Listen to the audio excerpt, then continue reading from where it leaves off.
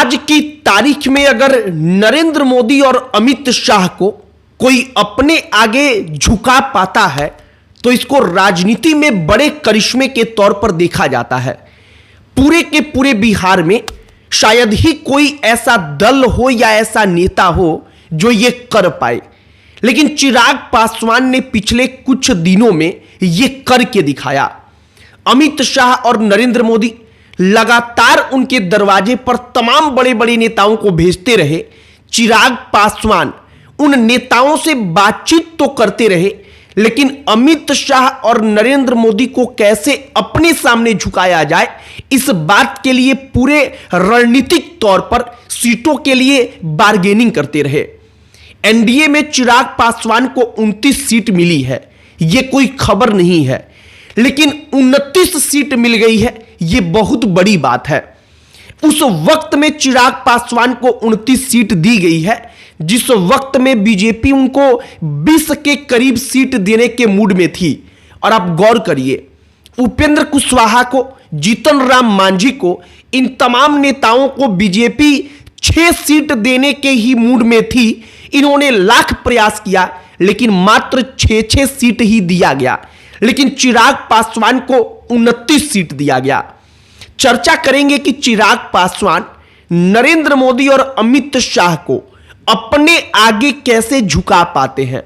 चिराग पासवान के पास वो कौन सी शक्ति है जिसके आगे शाह और मोदी नतमस्तक हो जाते हैं, और क्यों चिराग पासवान इतने जरूरी हैं, सब पर चर्चा करेंगे। लेकिन आगे बातचीत करने से पहले हमारा नमस्कार स्वीकार करिए। हमारा नाम मोहित कुमार सिंह है। एनडीए के अंदर इतनी मारामारी के बीच में अगर 29 सीट चिराग पासवान ने अपने पार्टी के लिए निकलवाया है तो यह चिराग पासवान की पहली जीत है। अब एक बात आप गौर करिए, मान लीजिए कि विधानसभा के चुनाव का परिणाम आता है, बीजेपी और जेडीयू दोनों पार्टियों के बाद सरकार बनाने के लिए चिराग पासवान की जरूरत पड़ती है, तो चिराग पासवान बड़े प्लेयर बन जाएंगे। अब बड़ा प्लेयर बनने के लिए चिराग पासवान को करना क्या है, 29 सीट मिला है तो प्रयास यह करना है कि कम से कम 20 सीट पर वो अपना विधायक बना पाए। अगर वो ऐसा कर पाते हैं तो अब इस बात की चर्चाएं चल रही हैं कि हो ना हो साल 2005 की पुनर्वृत्ति हो, मतलब कि साल 2005 में रामविलास पासवान जैसे शक्ति बनकर उभरे थे सत्ता बनाने के लिए, सरकार बनाने के लिए, या उसमें उनके बिना संभव नहीं था कि कोई सरकार बना पाए, कुछ ऐसा चिराग पासवान बन सकते हैं। चिराग पासवान की राजनीति पर अगर आप गौर करेंगे तो वो चिराग पासवान जब राजनीति करते हैं तो उसमें झलकता है कि वो आतुर नहीं हो जाते हैं कि सीट का बंटवारा हो। वो इस बात के लिए डरने नहीं लगते हैं कि अगर एनडीए ने हमको छोड़ दिया तो फिर क्या होगा। इसका इंपैक्ट ये दिखा कि चिराग पासवान 29 सीट पर एनडीए को मनाने में तैयार हो गए, और जेडीयू बीजेपी हर कोई चिराग पासवान को 29 सीट देने पर राजी हो गया, जबकि जनता दल यूनाइटेड तो कम से कम इसका विरोध कर ही देती। लेकिन जेडीयू को मालूम था कि चिराग पासवान कितने महत्वपूर्ण है, क्योंकि 2020 में क्या हुआ था उन्होंने इसे बखूबी देखा है, और अब तक 2020 का जो इंपैक्ट है वो झेल रहे हैं। अब कुल मिलाकर चिराग पासवान इतने महत्वपूर्ण क्यों हैं कि मोदी और शाह वहां पर झुकना पसंद कर लेते हैं। आप जरा ये समझिए, चिराग पासवान जिस 5-6% वोटरों के एकदम किंग टाइप के हैं, राजा हैं, वो 5-6% वोटर इतना महत्वपूर्ण है कि वो सत्ता की कुंजी है, चाबी है। दलितों में सबसे ज्यादा जनसंख्या के लिहाज से देखा जाए तो पासवान है, दुसाध है। चिराग पासवान उनके राजा हैं, मतलब कि मौजूदा वक्त में उनसे ज्यादा बड़ा कद का नेता कोई दूसरा नहीं है।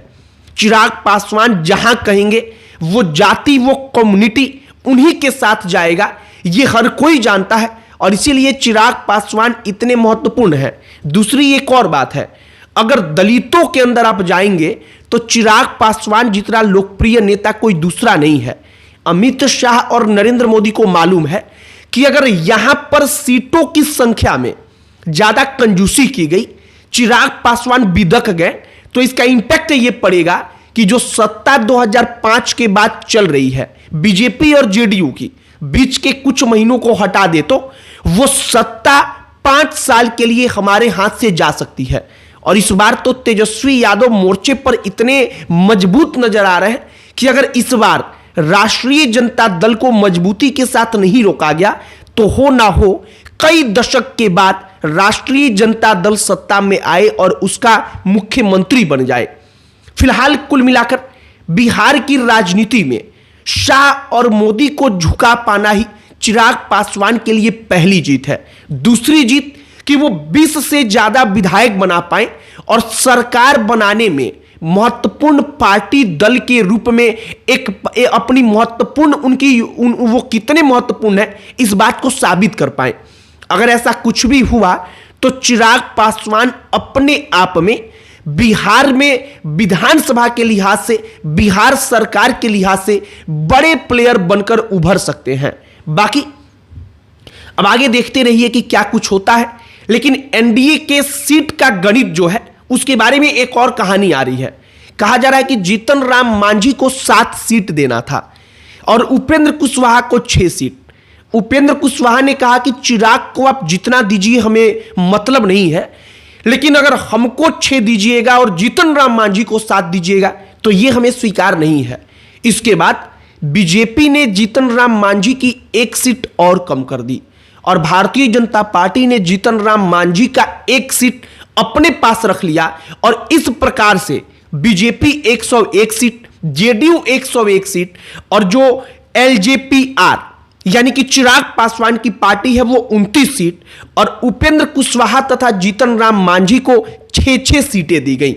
अब कुल मिलाकर बीजेपी और जेडीयू में कोई बड़ा भाई और छोटा भाई नहीं है। लेकिन अब तक के चुनाव पर आप गौर करेंगे तो जब भी ये एक साथ लड़े हैं जेडीयू बड़े भाई के भूमिका में रही है, मतलब बीजेपी से ज्यादा सीटों पर चुनाव लड़ी है। लेकिन ये पहली बार हो रहा है कि बीजेपी और जेडीयू बराबर सीटों पर उम्मीदवार उतारेंगे और यही सबसे महत्वपूर्ण होगा कि कौन ज्यादा से ज्यादा विधायकों को जिता पाता है। बाकी आगे देखते रहिए और क्या कुछ कहानी निकलकर सामने आई। जो चिराग पासवान ने काम किया है वो वाकई में काबिले तारीफ है। जो बार्गेनिंग करने का उनका पावर है, वो क्षमता जो है, वो क्षमता वाकई में कमाल की है और इसी पर चर्चाएं इस वक्त पर पूरे के पूरे बिहार में हो रही है। आपकी प्रतिक्रिया इस पर क्या है कमेंट बॉक्स में लिखकर बताइएगा। बाकी अन्य कोई टॉपिक जिस पर आप चाहते हो कि हम वीडियो बनाएं उसे भी कमेंट बॉक्स में लिखकर बताइएगा। बाकी अंत में हमारा परिचय, हमारा नाम मोहित कुमार सिंह है। बहुत बहुत धन्यवाद।